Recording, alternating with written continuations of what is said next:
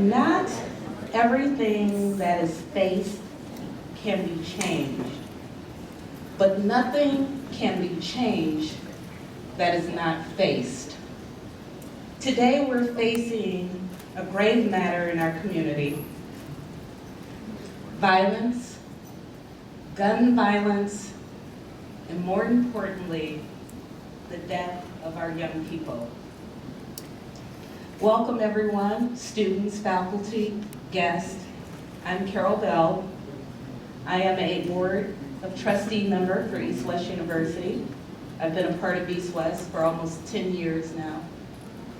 I love the university and I love seeing you sitting there today, being a part of this discussion, because it is about you that we talk about this matter.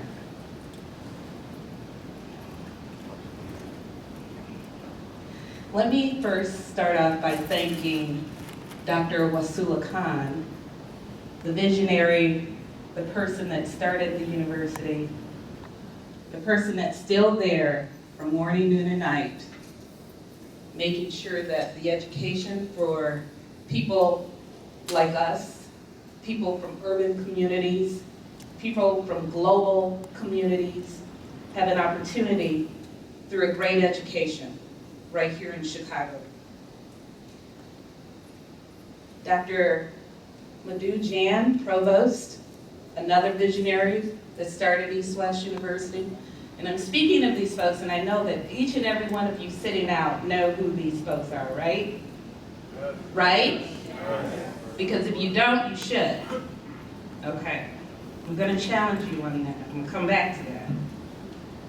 Mr. Safar Malik, the Dean of Development and Community Relations. I particularly like to thank Ms. Barbara Aberjano, Director of Development and Community Education, Ms. GHADA Mahar, who you will see here today working with the students and the questions for our panelists, Dr. Carolyn Stevenson, Associate Professor of English and Communications, and Ms. Debbie Daha, Assistant to the Provost, for working on this program. And it was because of commentary from the students, from you sitting here today, that this program was created. I want us to be candid, to be honest, to be forthright in our conversation today, because we need to find a way to eradicate what's happening in our community. I'm a lot older than most of you. I didn't have many students and peers that was lost to gun violence. It's unacceptable. We deserve more than that. You deserve more than that. So this discussion is for you, it is about you, it is to help you, and it's to help old folks like me understand what we need to do differently, what we need to be better at, what we need to focus on, so that you're able to reach the age that I am. Let me introduce Dr. Khan to welcome you to the program before we get started. And then I have 3 illustrious speakers that you want to pay very key attention to and listen to their message. Write down your questions for them, because you will have an opportunity to ask them questions direct, and it's important that you do. Thank you.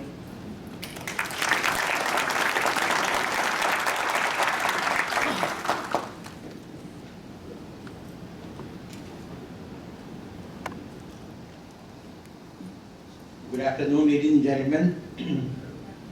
You have already heard the most beautiful member of our governing body, the Board of Trustees, Ms. Carol Bell. It will be 40 years this July 1st, so I am at least 40 years old. When I joined Daniel Hale Williams University, July 1st, 1977, and our most illustrious and most important member of the governing body, Congressman Danny Davis, was on the board of that university also.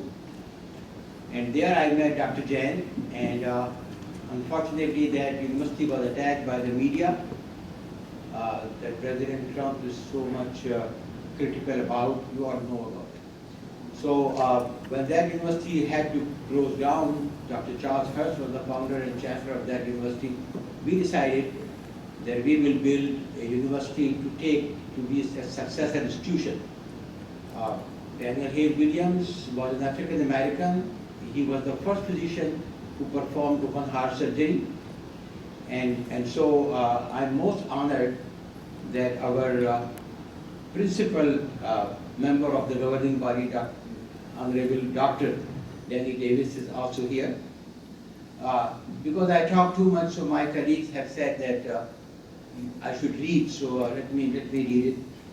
You know, I make a living by talking. I do not do anything else except talking.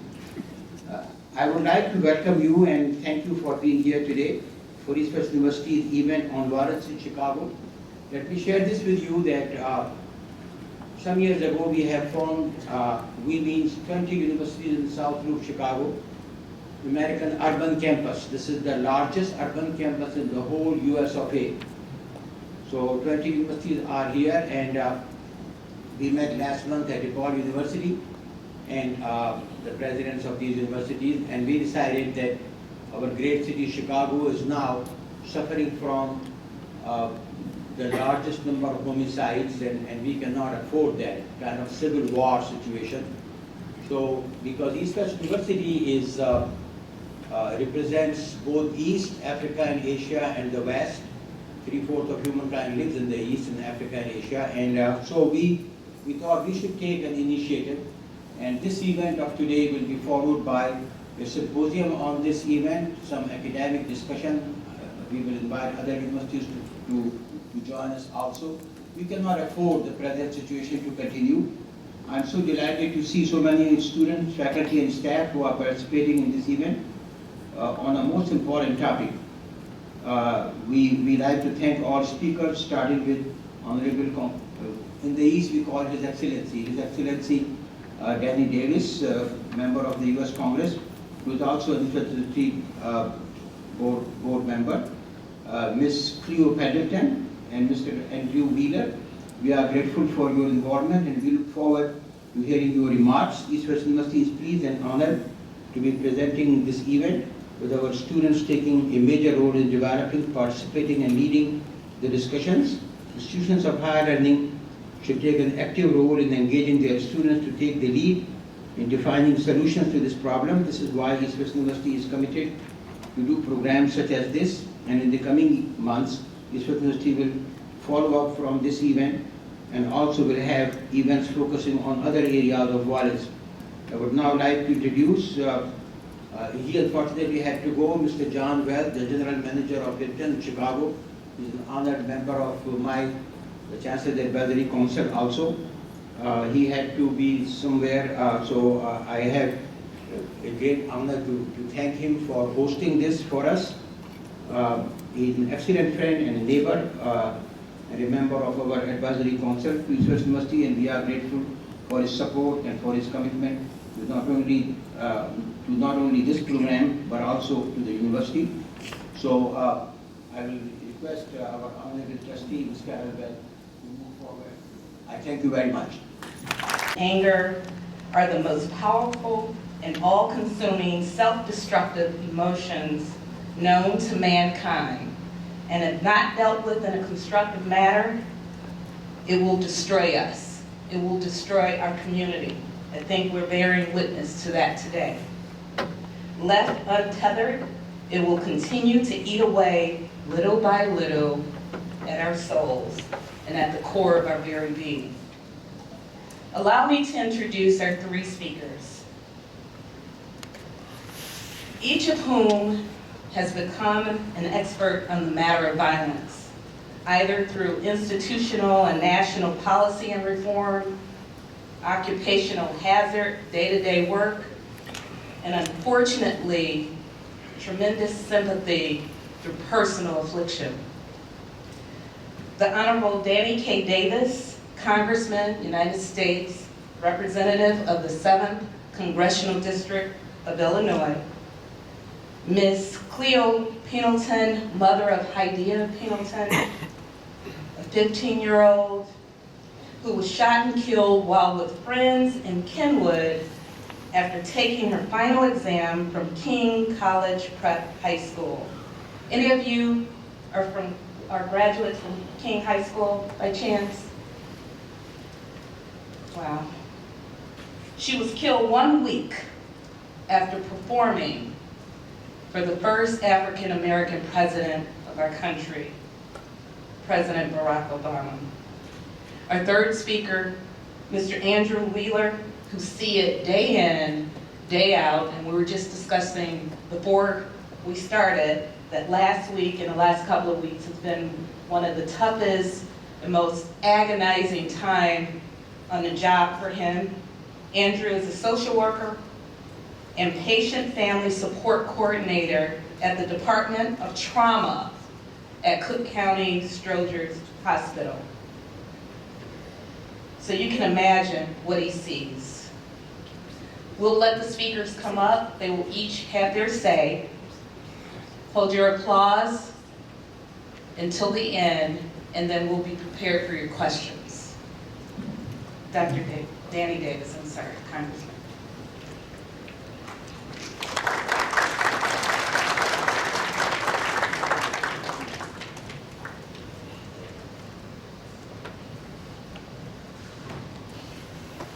Thank you very much, and let me first of all thank Ms. Bell for the warm introduction that she gave me. I also want to thank all of you for being here. Dr. Khan is a hero of mine because he has taken an idea from nowhere and generated it into one of the finest institutions of higher learning in this country.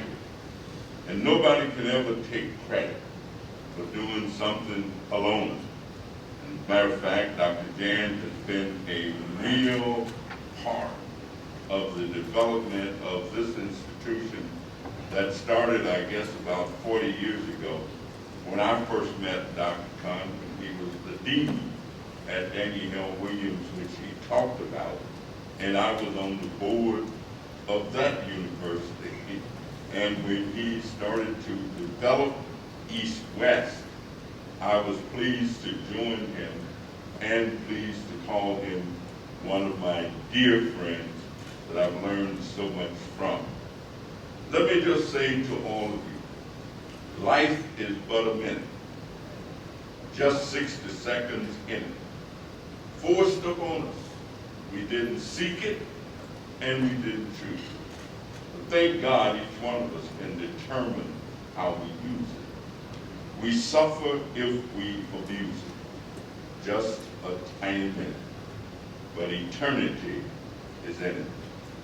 I am so delighted to have the opportunity to speak with a group of students as we consider our total lives, the totality of our being.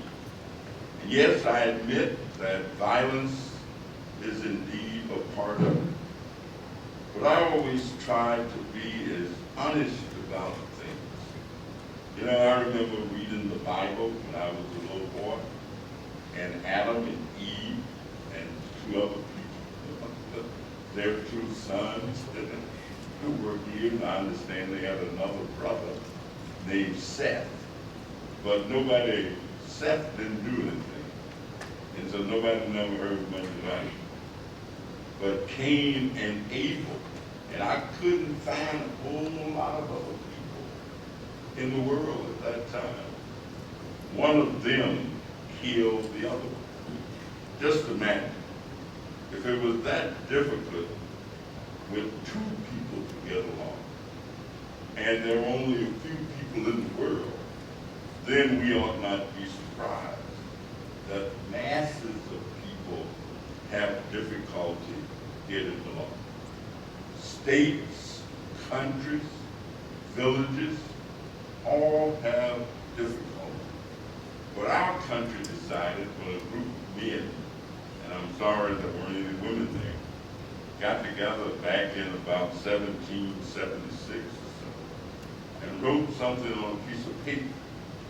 They said, we hold these truths to be self-evident, that all men are created equal and endowed by their Creator with certain inalienable rights, and that among these, life, liberty, and the pursuit of happiness. We are still in pursuit of that happiness, and we've made some progress.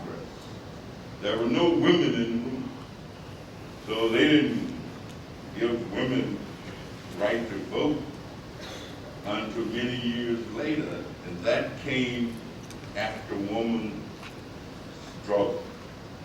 Women suffered.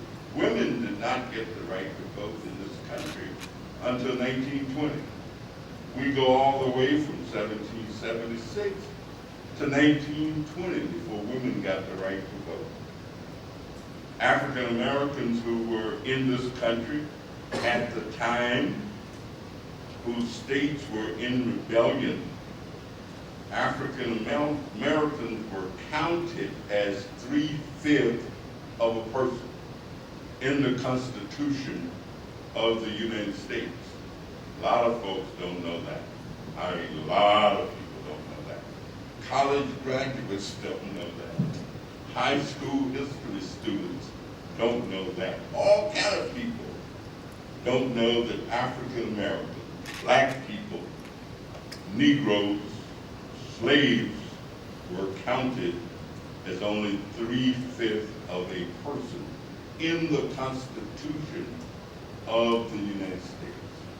But once again, struggle, protest, involvement, changed all of that. And unfortunately, there are still people who are trying to keep black folks from voting in America, trying to keep African Americans from exercising the most precious of all things that we have to enjoy in this country. Take you back a little bit. I grew up in rural America, went to a one-room school where one teacher, Miss Beta K, taught 8 grades and what we call the little drummer and the big drummer by herself. When I graduated from high school, there were 8 students in my graduating class. We did not have a gym to play basketball. We made our court by measuring off some ground, getting a pole that we cut with an axe, put it in the hole, and that was our basketball court. Scottie Pippen grew up 12 miles from where I grew up. And of course, he became one of the absolute stars in the NBA. He never worried a great deal about what he didn't have. Like I've never worried about where I came from. I've always taken the position it's not where you come from, it's where you're going. It's not the position that you and your family may have been in yesterday, but it's the position that you're going to be in when you finish. Violence, the biggest cause of violence that I've been able to put my hand on is poverty. Poverty. Simply people not having enough of the goods and services that they need in order to think positively and do positive things about the environment of which they are a part. People often ask me about talking about what I felt and how I felt when my grandson was killed a few months ago. And yeah, I felt a certain way, but all the things that I've been doing since then, I was doing before then. I didn't just put a focus on violence after that fateful Friday night. I had already put a focus. I happen to have been fortunate enough when HADIYA and her classmates sat in a room that I acquired with them while they were waiting after their performance. And I never knew that I would end up meeting and knowing her parents, her mother and father. Her mother, who has become an icon for people who pay attention and who know things and understand things and know the difference between things. So being here is a real delight, because what I really have to tell you, it's like the blues singer say, yesterday is dead and gone. Tomorrow is out of sight. It's so bad to be alone, but help me make it through the night.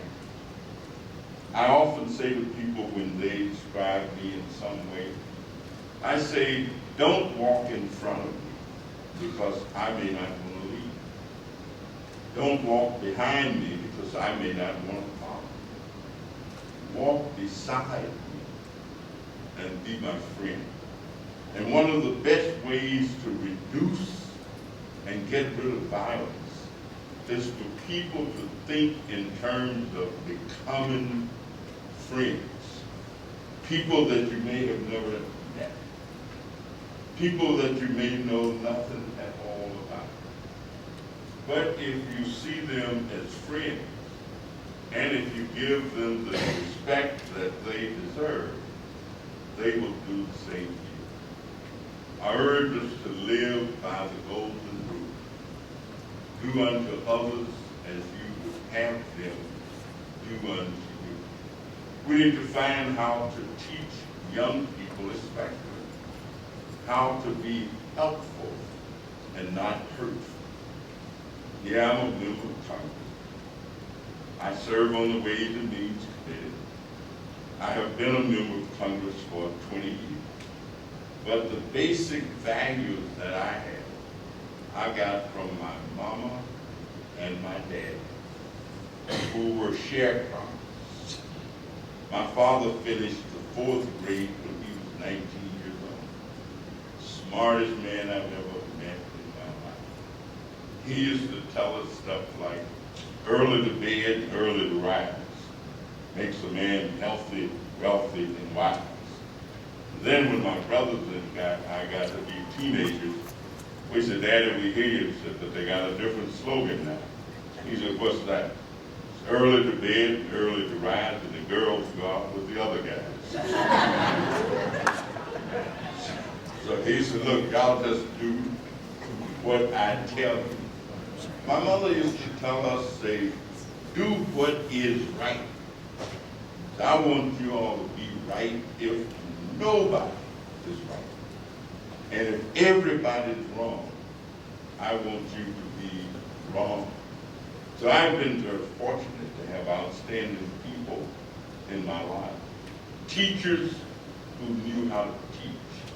I never will forget Miss Beatty and some of the stuff she would always try and tell us. She used limericks and little things. She'd tell us a wise old owl sat on an oak. The more he heard, the less he spoke. The less he spoke, the more he heard. Now I want you boys to be like that wise old bird. And of course, if we didn't adhere to it, she had some other stuff that she had that would help, such as her husband's plow lines, leather straps, and all those kind of things that gave us a little bit of insight into thinking that the world can be whatever it is that we determine. That's why I use this slogan, I bargain with life. You know, whatever you put into life, that's exactly what you get out of it. I bargained with life for a penny, and life would pay no more. However, I begged at evening time when I counted my scanty store. But I found that life is adjustable. He gives you what you ask. But once you set the wages, then you must bear the task. I worked for many years higher, only to learn dismay. Whatever price I had asked of life, life would have been with me. And so you give to the world what you have to give, and the world gives back to you. You give to others what you have to give, and others will respond to you the same way. We have made in this country tremendous progress, not only as racial and ethnic groups, but also economically. And since this is Black History Month, which I just love, every day is Black History Day, every week is Black History Week, everywhere, ever, because everything that I am and everything that I hope to be, I owe it to the ancestors who went before me, paving the way. I get excited when we sing the Negro Spiritual, the Black National Anthem. Generally, we only sing the first part, but the part that I really liked is the second part. The second part says that stony has been the road we trod, hither the chastening, felt in the days when hope unborn had died, but yet with a steady beat have not our weary feet come to the place for which our fathers sighed. We've come over a way that with tears have been washed. We've come treading through the blood of the slaughter, out from the gloomy past to now we stand at last, where the bright star of our white gleams cast, and each and every day of my life, I try to wake up. And I urge you to do so. Doesn't matter what race, what group, what gender, what nationality. I wake up with the understanding that we are facing the rising sun of our new day begun. Let us then march on till the victory is won. Thank you so very much.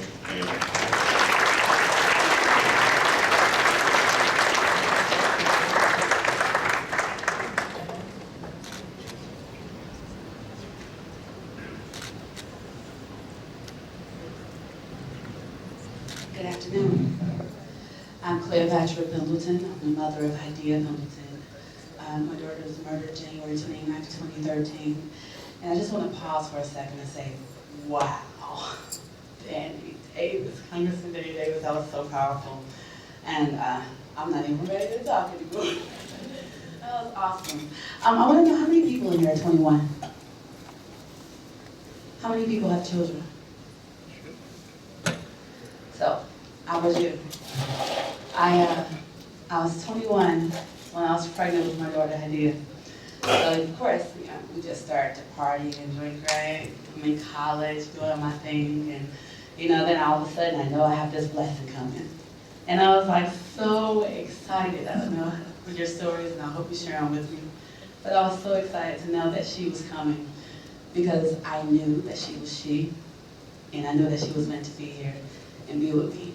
And through that, she gave me all the focus. And I have to start there because she was my first, my oldest. And because of her, my purpose, like as mom and, you know, a professional, just became so inherently clear.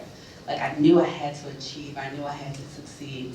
I actually became pregnant with her while doing an internship from school. And it was quite the internship. You know, I really excelled at it, and you know, at the close of it, I decided I was going to sit out a little bit. The money was good, and then the job told me, "I'm not going to offer you a job. You need to go finish your degree because you're awesome." And I wasn't a self-pub. That's the truth. I was awesome. And shortly thereafter, I became pregnant with my daughter, where I then returned to school and finished my education. And so I encourage you all to continue doing what you're doing because you're definitely on the right path, because everything you do today helps shape your tomorrows with your children and yourself. So getting back, so anyway, birthed HADIYA, did all that good stuff that parents do, you know, work every day, make sure to keep the children active, educated, get them enrolled in different after-school activities, ballet, basketball. You just really try to figure out where they fit, right? Put them in little cheerleading stuff you just want to see them in with cute barrettes and bows and stuff like that. And, you know, she grew up, right? She had a plan in 8th grade. She told me, she said, Mom, I'm not going to have one friend that isn't from the upper class. They're not going to know I'm a freshman. So she actually started high school the summer before she was scheduled to start as a freshman. And she did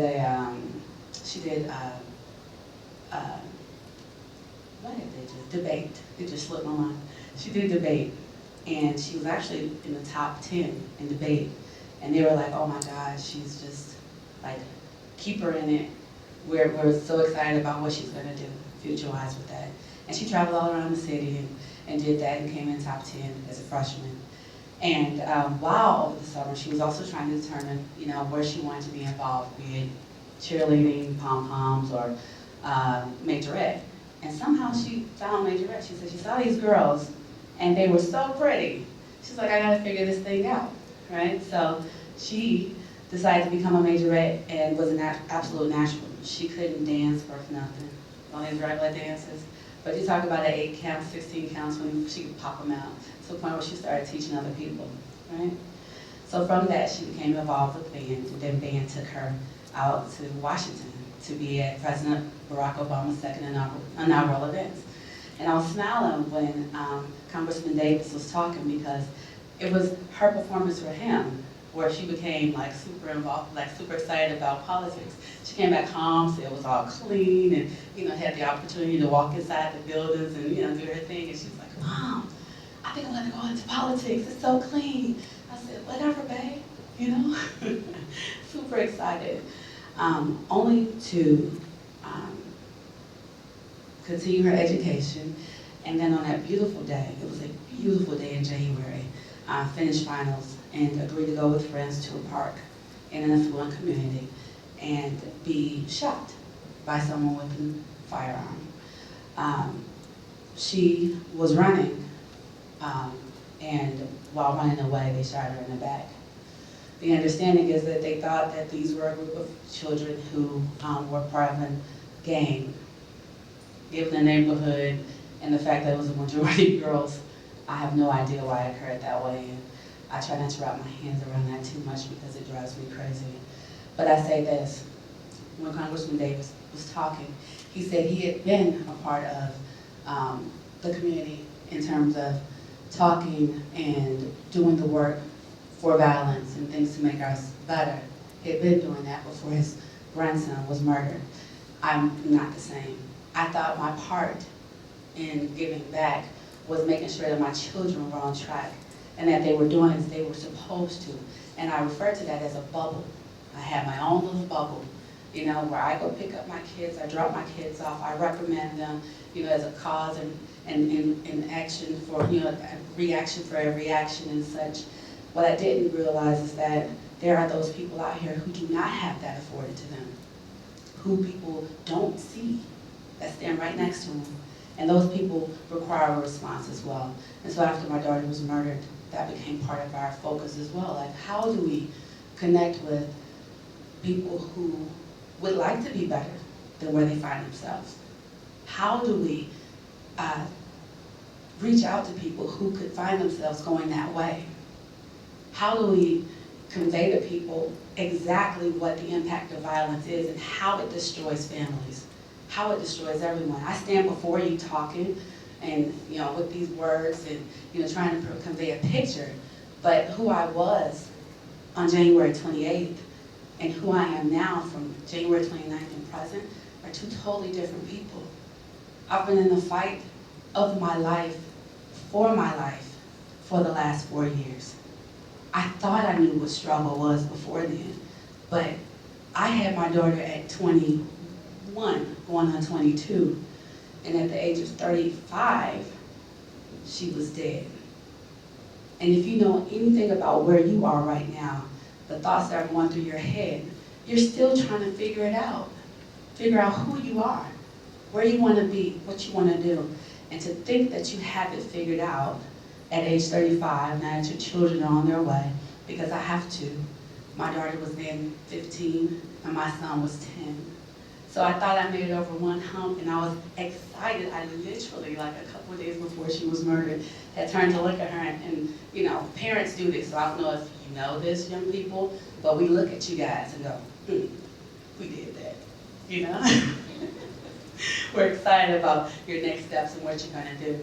And I had did that, you know, because we were talking about college, and she was actually supposed to go out of the country. I was sending her to Europe, and she was gonna, you know, do some things abroad that summer. And the weekend after she had been murdered, we were scheduled to go get her passport.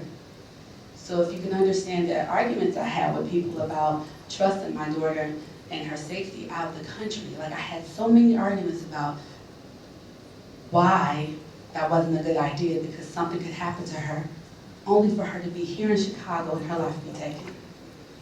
That's why my encouragement to everyone is to live.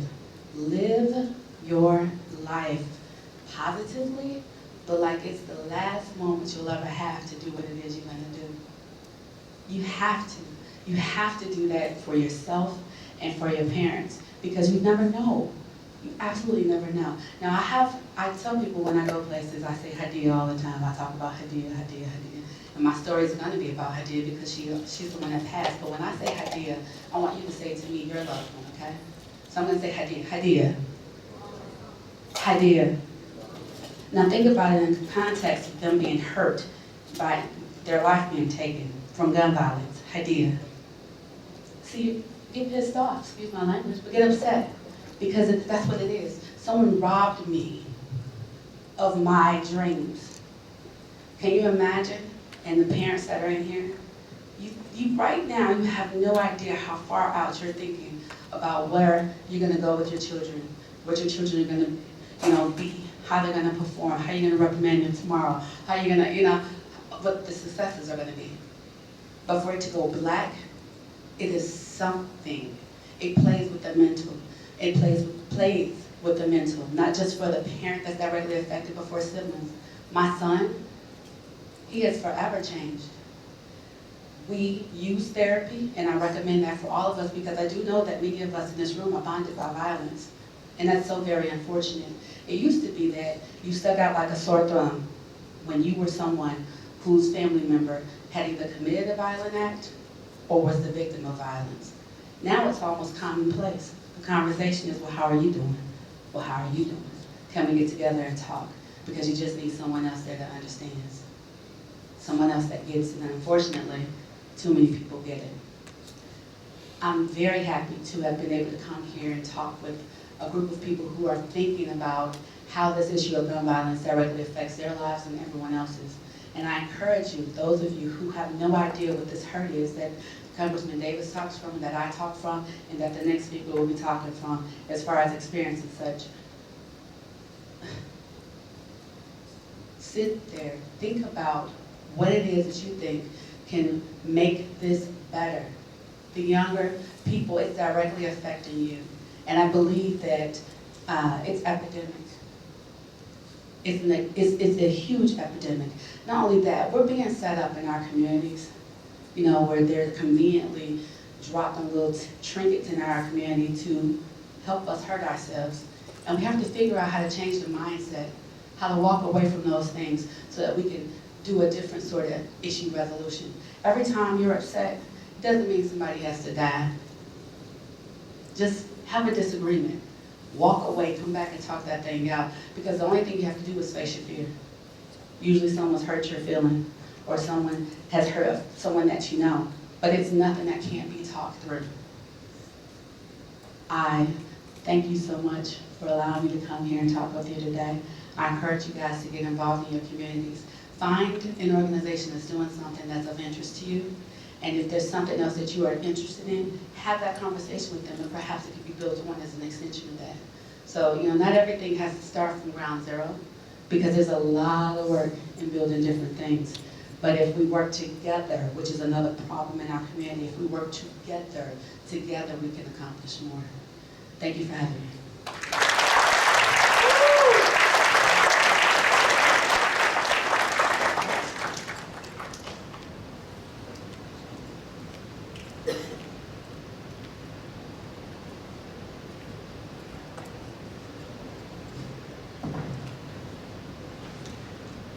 everybody. My name is Andy Wheeler. I'm a social worker in the trauma department at County Hospital. I want to thank everyone for inviting me, and it's really an honor to speak with Congressman Davis and Ms. Pendleton. Unlike Dr. Khan, I do not talk for a living. I listen for a living, so I apologize in advance for having to probably read most of what I'm going to say today. So I was asked to be here to give a perspective of what I see in the trauma department on a daily basis. I'm the coordinator of our patient and family support team. I provide trauma counseling and supportive services to patients admitted to the trauma unit and their family members. The trauma unit at County, we are one of the busiest trauma centers in the country, and we serve mostly patients from the south and west sides of the city. Most of our patients are African American or Hispanic. Most of our patients are men, and most of them are young, in their 20s. Most of our patients live in under-resourced and impoverished parts of the city, and we're the only public hospital in the city of Chicago and in Cook County. We're the safety net hospital, so we do care for everybody as part of our mission. And so while homicide is the leading cause of death for black males between the ages of 15 and 34, most people who are shot will survive. So for every murder, there is about 4 to 6 times as many people who shot and live. And that's sort of the perspective that I'm going to be talking a little bit more about today. We also know that being shot puts you at risk for future violence. A study done from the 90s shows that within 5 years of being shot, about 40% of patients will be shot again, and about 20% of those patients will be killed.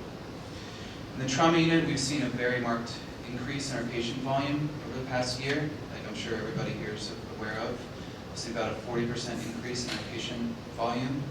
So usually, estimates will say that in about a given year we see about 550 or so patients come to us with gunshot wounds. This past year we had more, about 900 or so patients. They're not really finalized from last year. And so out of those people, it's not just the patients who've been traumatized, but for every person who's shot, there's a family member, a community, a social system that's also affected. And we know that people who witness trauma are just as likely to have PTSD, post-traumatic stress disorder, and those symptoms just as much as the victims of violence themselves. We also know that out of our patient population, 42% of our patients and their family members will screen positive for a diagnosis of PTSD, from either the trauma that brought them into the hospital or something that happened prior to that. These classic PTSD symptoms that people are somewhat familiar with are things like intrusive thoughts, flashbacks of the incident that happened, hypervigilance, which means being like on edge all the time, and emotional numbing. And these things are very real. These are real symptoms that we help people with, but there's much more to the story when we talk about our patients and the communities that have been traumatized. So shootings are a really unique type of trauma because unlike things like sexual assault or child abuse, most shootings happen in public. It affects the sense of safety for an entire community. In Chicago from 2006 to 2012, about 70% of non-fatal shootings occurred in social networks that contain just 6% of the city's population. What this means is that violence is hyper-concentrated. It does affect big areas of the cities like the south and west sides, but it's even more concentrated within those areas. So you can imagine what it's like being a child growing up in somewhere like that. Maybe some of you are from those areas. What it's like to be afraid to go to school, whether or not you believe that you will even survive the walk from your house to the train station or the walk from the train station to your school. A child that's been enrolled in a follow program we have recently was locked up because he was carrying a gun to school. I had no idea why he would do something like that. He's a very smart boy. Why would you do that? He explained to us that he was carrying a gun because people were threatening him on the walk from the train to his school. And because of his previous gunshot wound a year before, he couldn't run away because of an injury to his leg. And so what he thought was the right thing to do to keep himself safe was that he needed to have a gun to keep him safe from other people who were threatening him. So we can talk about numbers, and we will talk about numbers, but these are just very small parts of the story we need to think about what it's like on a day-to-day basis for our kids and young adults growing up in Chicago. And what we call what's going on with our patients is not necessarily just PTSD a lot of times. We call it complex or developmental trauma. This means that they are persistently and continuously exposed to violence and trauma throughout their development. This is the big difference between our patients that we see in the trauma unit and veterans who experience PTSD when they're returning from war. For our patients, they aren't returning somewhere where the violence and the threat is somewhere far, far away. When they leave our hospital, they're often going back to the same home, the same block where they were injured, and have to face the same threats over and over again. When I talk to my patients about what's going on in their life, and we ask a lot about their history of trauma, what they've experienced in their lives, many of them can't even recall how many people that they've seen have been shot. They can't even tell me how many friends or family members they know that have died. They can't even count them. I'll say, well, have you seen someone get shot before? And they'll say yes, and like, duh. And I'm like, okay, well, I understand. And how many people, I can't tell you. I can't even count on my fingers how many people I've seen in front of my face shot or killed. This affects their entire attachment system. It affects their ability to trust others, their personality development, their sense of control over their environments. And these repeated exposures make it more likely that they'll engage in risky behaviors, self-medicate with substance use, and are often on edge 24 hours a day, 7 days a week. They're always looking around, afraid that something may happen to them. It's hard for them to focus in school and at work, and they have issues regulating their emotions. And yet society will tell them that they need to be normal, that they need to lead a normal life just like everybody else, as if they don't have any obstacles to overcome on a day-to-day basis. So my team and my group of social workers and chaplains that I work with, we provide inpatient counseling and mental health treatment for our patients in the hospital and spiritual care. We partner with organizations like Ceasefire and refer our most high-risk patients to them. And we've developed a program that we call Healing Her People Chicago, which helps adolescent patients after they leave the hospital with intensive case management to make sure that they have resources to help them be enrolled in school, refer them to psychotherapy, make sure they have a social worker that can explain to the school this child has a hard time paying attention because of what has happened to them. So in my experience, I've worked in the trauma unit for about 4.5 years, and in that time, I've met thousands of patients who've been victims of gun violence. And I have been and seen hundreds of people who have died and helped their families through the acute grief process. So that's 4.5 years in one of the 5 trauma centers in the city, and I can confidently tell you I've met just thousands of people who've been going through this, which I think is astounding. And so many patients, they are treated and sent home without needing to even stay overnight. You could be treated and gone home within a matter of hours. If something happens and you're shot in your arm or your leg, you can be stitched up and gone home and sent home, and that's kind of it. Before, we've had special programs, things like that. We used to call that treat 'em and street 'em, was sort of the term that was given to that. That was before my time. I never really used that. But many patients suffer very lifelong catastrophic injuries. Many patients suffer spinal cord injuries and will never walk again. Some people require colostomy bags, which means they have to have bowel movements out of the side of their abdomen into a bag. Some people need repeated surgeries and spend weeks or months in a hospital. Some people will have chronic nerve pain where they can't function appropriately, but they don't have something quite bad enough for them to qualify for disability. So they're not really able to work, but they're not deemed disabled. And unlike in movies, it's not usually necessary to remove bullets from somebody's body. So many patients are left with a bullet inside of them for the rest of their life to remind them of what happened. And we have some patients that have been in the hospital for months and months and are too afraid to go to sleep because they're afraid if they will ever wake up again. And most of our patients were not doing anything wrong. Many times in the newspaper, they will say whether or not someone was in a gang or whatever. Most of the patients I meet weren't doing anything wrong. They were going to the store, they were waiting at a bus stop, they were hanging out with their friends, going about their normal lives.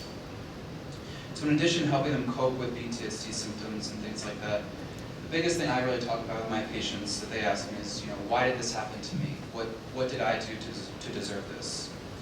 Which is a very complicated question that doesn't have a good answer. Therapeutically, I can talk through this with somebody. We can begin to make a meaning-making journey for them, to use this experience to focus on themselves and their lives, to use a traumatic experience to focus on their own strengths and resiliencies. And there is therapeutic value in working through questions like that, to try to make sense of senseless situations. And we have many patients that down the road will say that being close to death helped them appreciate their life and value what they have. However, socially, in a bigger arena, there's a void when you think about this question. Why did this happen to me? It didn't happen to somebody else. It's not happening in other parts of the city. It's not happening in other cities across the country. And the answer involves asking much tougher questions. Why does my neighborhood look one way while others look a different way? It involves questioning our racist society. It involves asking those who live in other parts of the city not affected by gun violence to look in the mirror and ask themselves why they can tolerate these things for other citizens. It involves asking us why there's such a severe lack of social, human, and political capital in certain parts of the city, and why we allow such easy access to firearms. It's a problem of complete apathy and neglect from our institutions and individuals in positions of power. Gun violence is the end result of a complex web of systemic failures meant to protect our most vulnerable citizens. You cannot talk about gun violence without talking about economic development and investment. You can't talk about it without talking about access to quality education. You can't talk about it without talking about segregation and social isolation. And you can't talk about it without talking about mass incarceration and its effects in the Black community. And you can't talk about gun violence without talking about the fact that only 5% of non-fatal shootings last year resulted in a meaningful arrest. And you cannot talk about it without talking about gun culture and easy access to guns. Each one of us wants the same exact thing, myself and my patients. They're sitting in a hospital bed, recovering, they all say the same thing. Man, I just want a normal life. I just want to have a decent job. I want to take care of my family. I've been thinking about this. All I want is some peace. You know, how could anybody say that they don't deserve just that? These are just normal people who just want to lead normal lives. And, you know, it's just absurd to me that that any of us has to have any experience with this, that this is something that we're called experts on. It's just absurd and upsetting. And a lot of this is very depressing and seems very hopeless. But I always think about something that a nurse says to me who's worked there for much longer than I have, and he always says, you know, we work in the land of miracles. That we see these fantastic pieces of the human spirit that show great resiliency and strength. And I see people all the time who weren't supposed to ever walk again and will walk in the door, or people who weren't supposed to survive the night who are living and thriving in their lives and overcoming just immeasurable obstacles. And it reminds me that this human spirit is alive and well, that at the end of the day, that gives me a sense of hope, and I hope everyone here can have some sense of hope. I'm really honored to be here and have this conversation about these issues. I think conversation is a very important piece, but more needs to be done than just talking. Talking and promoting empathy and caring is all very well and good, but it means nothing without action from people in positions of power and for all of us to hold those people accountable. So, thank you very much.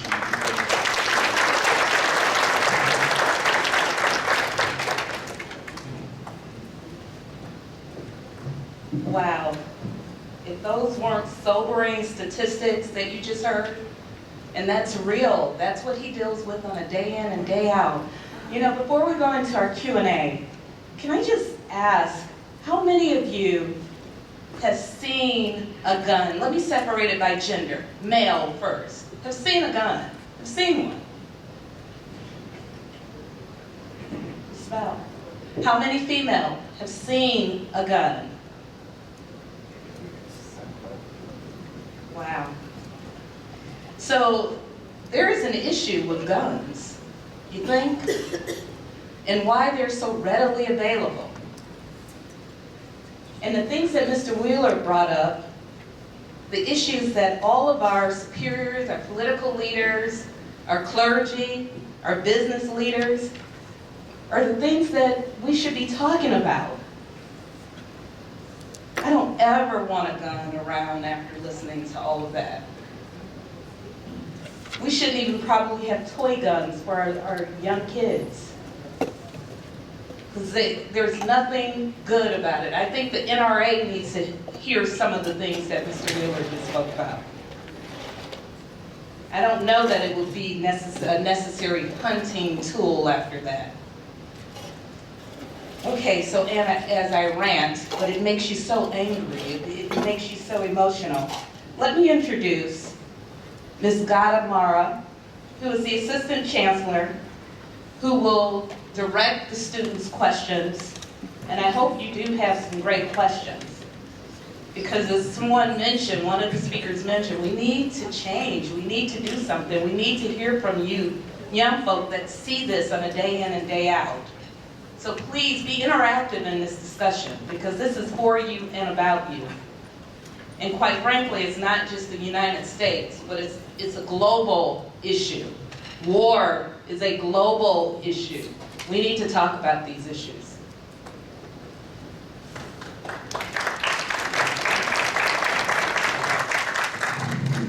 Thank you, Carol. Unfortunately, due to time restraints, we won't be able to answer as many questions as we were hoping, so we will only be asking 3. The first question that I have is, why do you think gun violence is at an all-time high, and what can we do in our communities to help prevent gun violence?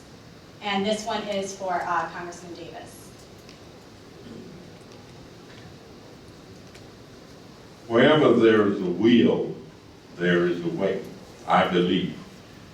And I think that gun violence is at an all-time high in inner city America because of poverty, because of all the issues and problems that people are confronted with, gang violence, where young people have kind of come together with each other to try and find oftentimes what they're missing at what should be home. In the district that I live in and represent, we have more children who live with someone other than their natural parents than in any other place in the United States of America. So you can just imagine having to live in under a viaduct, in an alley, under the old building. Poverty produces all of this. It also produces negative thinking and causes people to lose hope. If you don't have hope, then you don't see a way out of the circumstances that you're in. We also have something called the National Rifle Association in this country that protects gun ownership and gun owners. We could actually walk out on the street and any person we might meet is subject to have a gun, undisclosed. And so if you bump up against that person, they might become anxiety-stricken and shoot you. If there is no gun available and you bump into them, they may want to shoot you, but first they'd have to catch you. I'm saying the presence of guns is a problem in and of itself. All of the other things added, we have the high levels of anxiety because not only are there high levels of shootings and killings outside inner city communities. We've had the massacres in Connecticut. We've had the massacres in Arizona, where some person with a gun decides to shoot up everything in sight. We've seen that happen in Louisiana. We've seen it happen in many other places, but a combination of all these factors contribute to the high level of gun violence in our country. Well, thank you, Congressman Davis.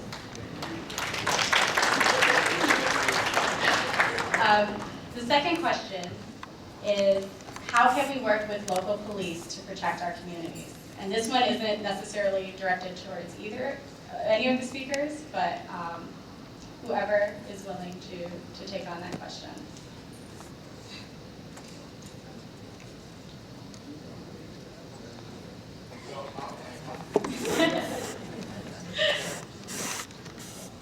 You know, in this country, If you've ever heard of the Panther Party, they had a slogan that you're either part of the solution or you're part of the problem.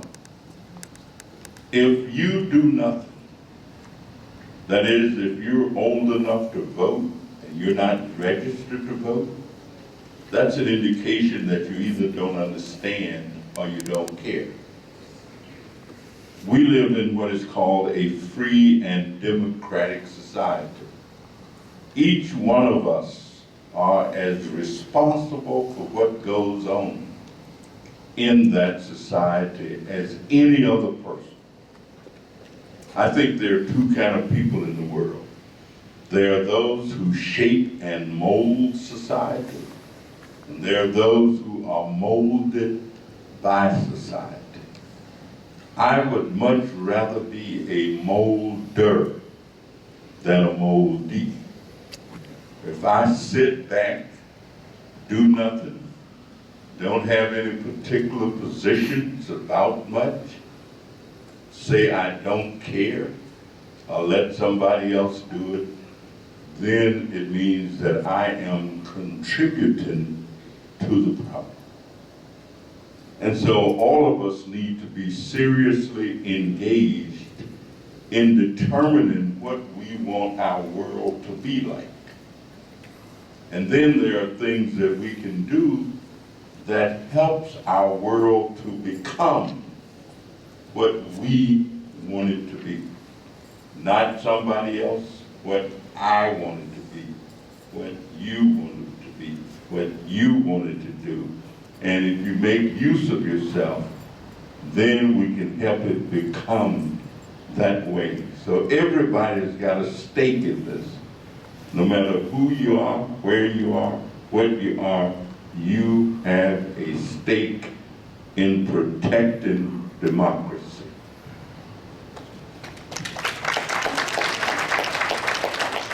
And the third and final question is, how does education affect violence?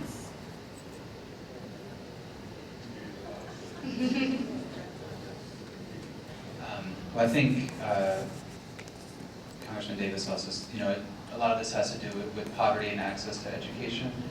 I think a lot of kids, like the story I was telling, are afraid of school, that school isn't a safe place for them. I can't say it enough, education is invaluable. No one can take away your knowledge. The more you know about something, the more you know how to change things.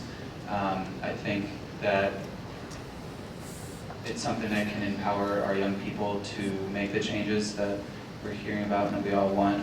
I think it's unfortunate that we don't have as good a public education accessible to everybody, but I think that's something that hopefully changes. But I think it's a very important piece. I think what's crucial is that talking about education and talking about gun violence aren't two separate issues. They're the same thing. So whether or not you're talking about education or economic investment or anything like that, all those things will affect gun violence. Gun violence, I believe, is the final result of a lack of proper systems that are supposed to be put in place to protect our citizens and teach our children and things like that. And if I could give my definition of education. I like to say that education is something that you do and not just something that you know. If you know something, that is information. If you do something with what you know or about what you know, then to me, that's education. If you don't do it, then it's upon you. Even the Bible speaks of it. I was raised by people who believed a great deal in the Bible, and they used to say things like, if you do something wrong and you didn't know it was wrong, then you get whipped with a few stripes. That's what my mother used to tell us. She said, but if you know it's wrong, then you get whipped with many stripes. She simply said, if you know that smoking cigarettes will kill you, and you smoke them anyway, then my mother would say you're eligible for many stripes. Because you knew better, but you didn't do better. And so it's really just a pleasure to have been here with all of you this afternoon. It is just so invigorating and enlightening. I want to thank Dr. Khan and East West for giving me the opportunity to talk. Thank you very much. I just want to add a footnote to what His Excellency Congressman said just now.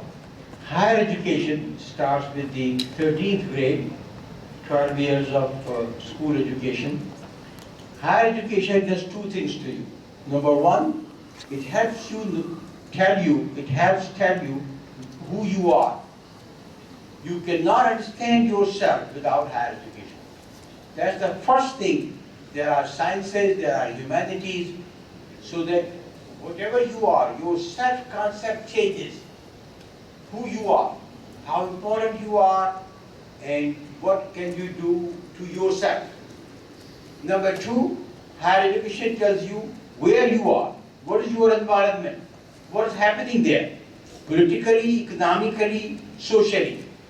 Socially means what is happening to your family, what is happening to your siblings, and your other relatives, and your friends, and your peers, and your neighborhood. And then what is happening to your economic life, and the environment, economic environment. Like it's a known fact that high school graduates, whatever they make in their lifetime, increases 500% if you earn a bachelor's degree. Those who earn a bachelor's degree, they earn 500% more, 5 times more in their lifetime than the ones who are just high school graduates. That you know when you join higher education.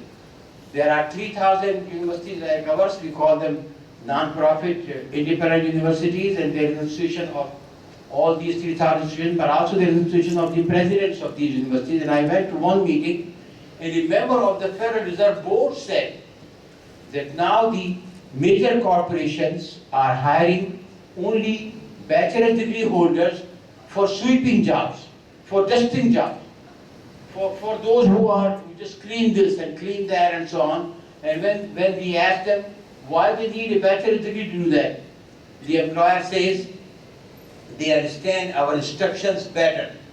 So high school diploma and associate degree is fast becoming useless. You resolve to yourself that you have to earn a bachelor's degree. Thank you very much.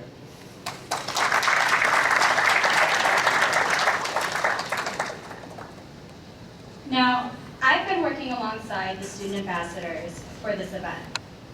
Before I invite up the student ambassadors who are presenting, I would just like to acknowledge all of the hard work and dedication that they have put into this event today. Not just the ones who are speaking, but all of the student ambassadors who are in this room. I am very honored and very proud to be working alongside such amazing individuals. Now, without further ado, I would like to introduce our East West University student ambassadors, Mr. Julian Esquiliano, Mr. Omero Siller, Ms. Keisha Johnson, and Mr. William Taylor.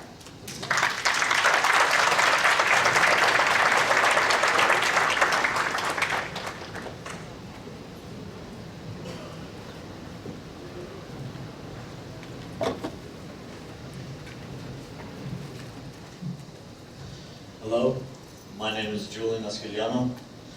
I'm a sophomore at East West University, studying computer and information science. What I'm about to recite is my interpretation of a poem I liked from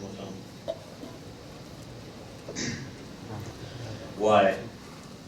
Why the innocents punished? Why the sacrifice? Why the pain? There are no promises. Nothing is ever certain. Only that some get called and some get saved.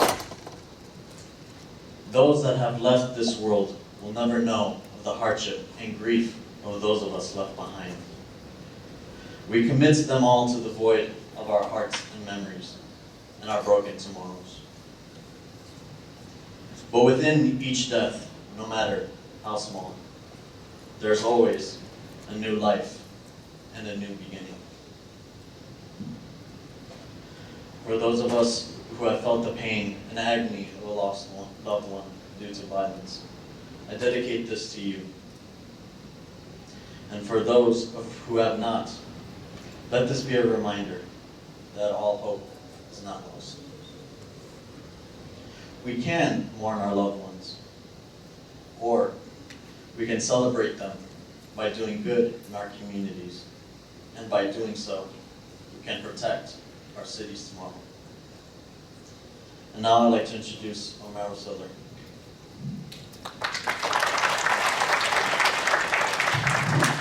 Hi everyone, my name is Omar Siller and I'm a senior here at East West University studying English and Communications.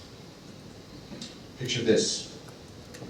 You get a phone call about 12:30 in the morning to hear that your father has been shot in front of your house because of a gang altercation. My father was waiting outside for my sister to get home from work. My father was shot 8 times as a result, and he was in intensive care for 2 weeks. My father has disabilities as a result from this. I will never forget this. My father was taken into the ambulance and his hand dropped from the stretcher. I thought for sure his life was gone. About a minute into the ambulance, the paramedics working on him, my father raises his hand and makes a fist to show that he was fighting for his life. On the way to the hospital, I had many emotions going through me. What if my father dies? What if he stays in a coma for years? How are we going to deal with it? How are we going to help my mother in her time of need? It is a crazy time, and your thoughts are going everywhere. No one should go through this type of agony. No father, no mother, no daughter, no son, brother, sister. Most of us in the city has been a victim of this type of violence. It is time for these culprits to stop terrorizing our people, neighborhoods, and communities. We need to help. We need the help for this to stop. We need for everyone to come together and for this to stop. We need to find a way to make the difference that we're looking for. We can't keep waiting for someone else to do it. We have to make a change, and we can. If we all work together, we can make that change that we're desperately looking for. And that starts with all of you in this room right now. I now introduce Keisha Johnson.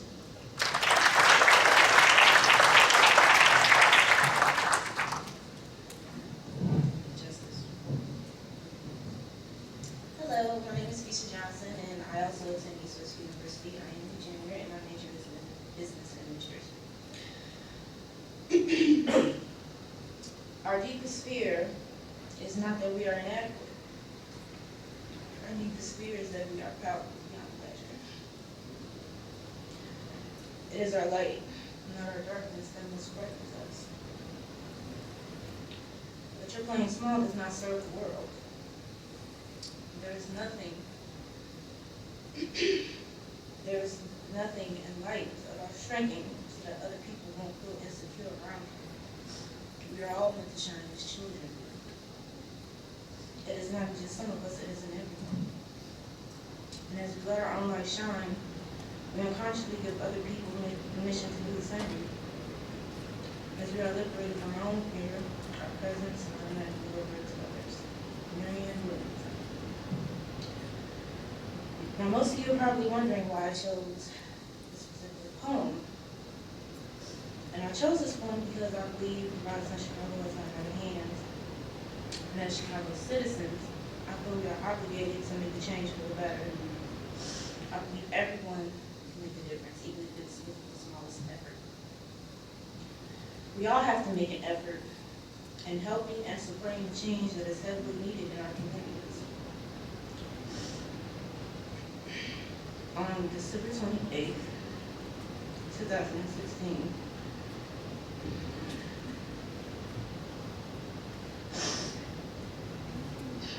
my cousin Matthew Heron was standing outside his apartment building when he was shot multiple times.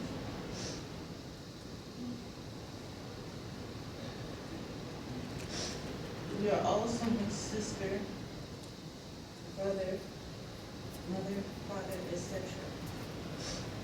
We should be able to walk down the streets of Chicago and feel safe and secure without fearing for our lives and constantly worrying about the safety of others. As an individual personally affected by this epidemic, I stand before you today hoping that we find a solution, an idea that will put an end to or effectively decrease the violence in Chicago. With that being said, I would like to introduce the next speaker, who is a father and a husband, who would also like to share his views on what he thinks needs to be done to resolve the problem. I give you the floor.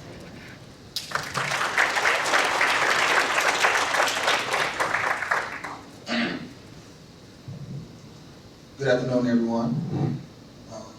My name is William Taylor. I'm a senior here at East West University. My major is business administration also.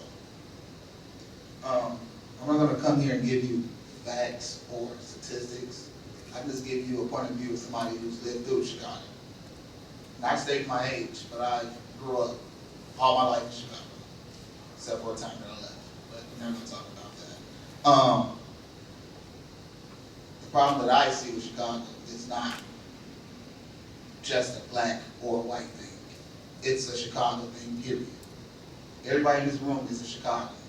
If you're here for higher education or you're an immigrant coming in to pursue the American dream, I can't really speak what I wrote on these cards because after hearing everybody else's, it's just something done and struck upon me.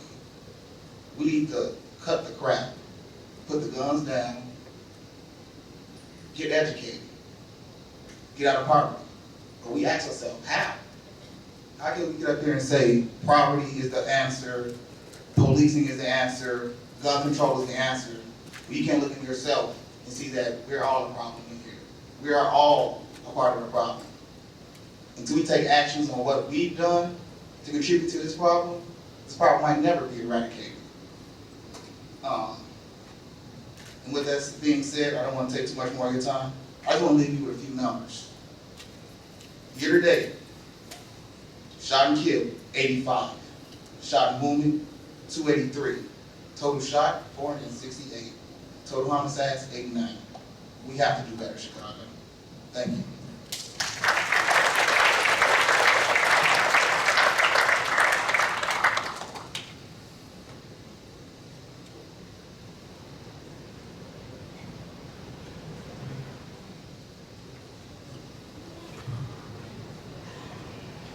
I think that was the most powerful part of the discussion so far today, listening to our student ambassadors.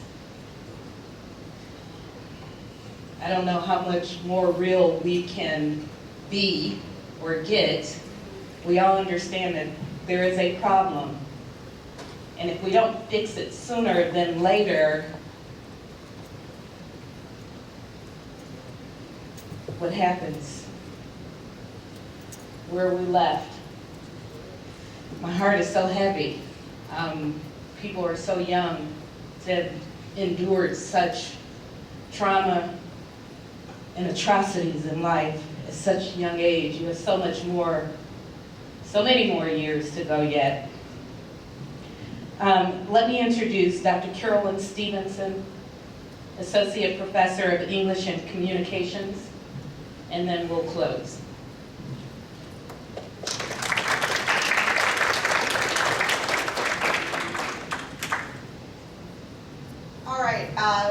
I'm really touched by the student testimonies. You guys have all gone through so much, and I really commend everyone, and thank everyone for being here. This part of the program is now the time where we're going to open it up for dialogue at your tables. So on your tables, there are pens and some guiding questions, but students, your voice needs to be heard. It needs to be heard in an open, authentic, and very direct manner. This dialogue is not going to stop with today. We're not just having an event and letting it go. But what we're going to be doing is we're going to continue having meetings with students and other events related to this topic. So we'd like you to take a few moments with folks at your table. You can keep this anonymous, but have one person serve as a moderator, the other person as a recorder, and jot down really your open, honest thoughts on those questions on the table. Thank you all.